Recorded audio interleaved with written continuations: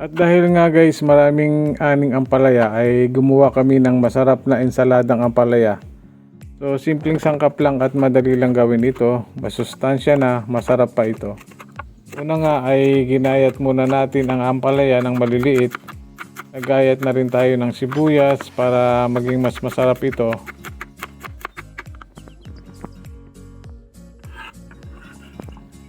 Naghalaw rin tayo ng itlog na maalat para mas lalong sumarap pa yung ating salad.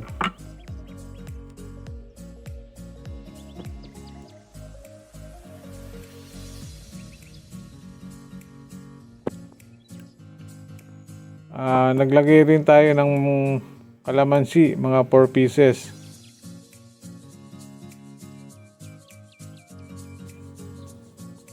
Naglagay din tayo ng mga pampalasa kagaya ng cayenne pepper, powder pepper para mas lalong sumarap.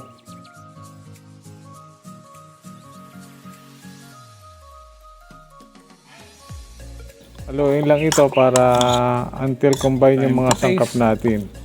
Then guys, pwede na natin itong tikman. Wow, ang sarap nito, panghimagas. Try nyo na rin.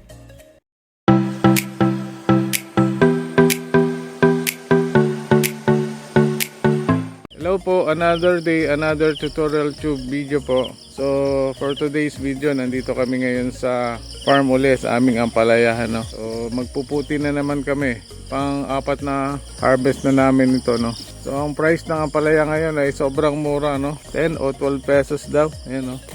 Dami naming ampalaya ngayon. Kaya lang guys, sobrang mura ng ampalaya ngayon, ano? Dami nating bunga ampalaya. So guys, bakit nga ba ang mura ng ampalaya ngayon? Paisip nga kami, bakit nagmura ang ampalaya? Dahil kumpara sa mall, ay ang mahal nito. More than 180 pesos ang kilo sa mall. Kumpara sa 15 pesos na kuha sa amin. Nakakalungkot lang bakit ganito ang presyo. Dahil kung quality ang pag-uusapan, ay mas maganda pa nga yung aming ampalaya, yung aming mga gulay. Pero ganun talaga, bawi na lang sa susunod.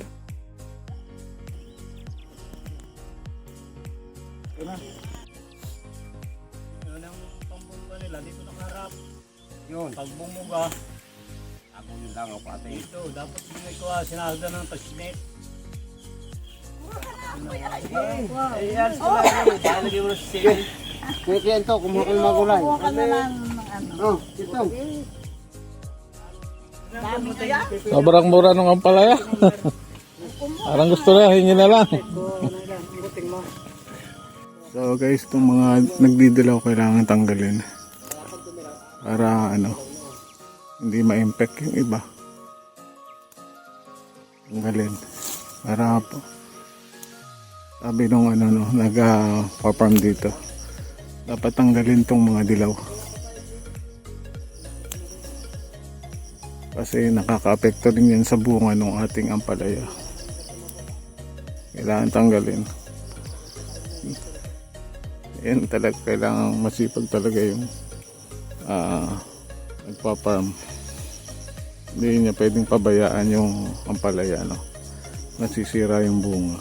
So kapipitas lang namin, magtatanggal tayo ng mga dilaw na dahon. Yan. Ba't yung iba maraming nagdidilaw, no? Ba't ito parang nagdilaw tong ibang ano? Dito, ayan, no? Gawa ng uminit. Pagka uminit, nagdidilaw. So yun. So guys, yan. Kailangan talagang masinop yung nag-aampalaya, no? Tanggalin yung mga nagdidilaw para sumariwa yung iba, no? Iniwan namin yung medyo malalaki na rin, pero sa Monday na lang puputiin. Ayan, oh. Dami pang natira.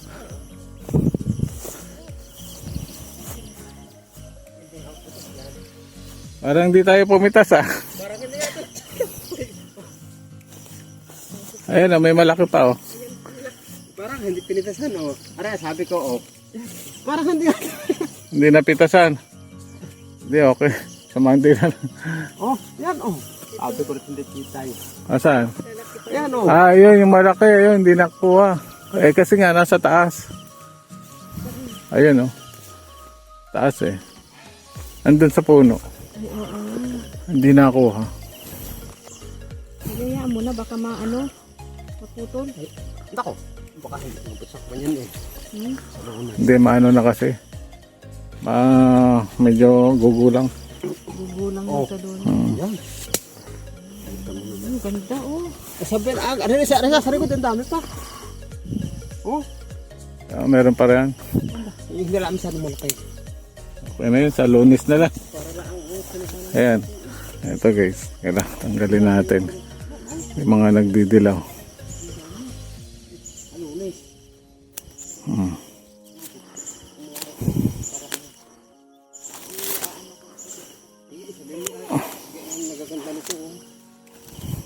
Yan pa yung nasa baba, oh, hindi rin nakita yan. Ito guys. Kailangan talaga tanggalin yung mga nagdidilaw.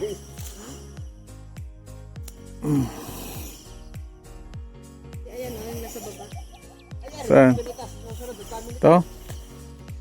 Eh, ano pa naman? Maliit pa. Pwede pa yan. Sabagay, ilang araw na lang. Ayan, yung mga dilaw. Sabado, Linggo, 2 araw. Oh, tamang-tama ito sa Lunes.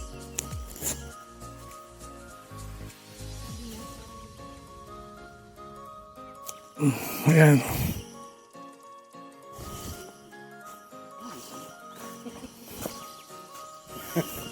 Kita naman talaga kita.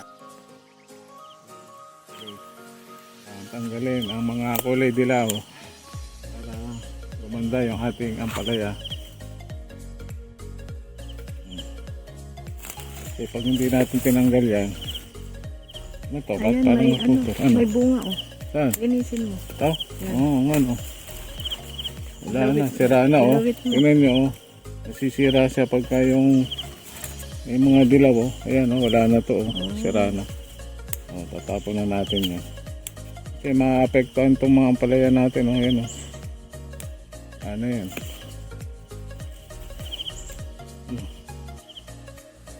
Pumukon sa akin. Dapat.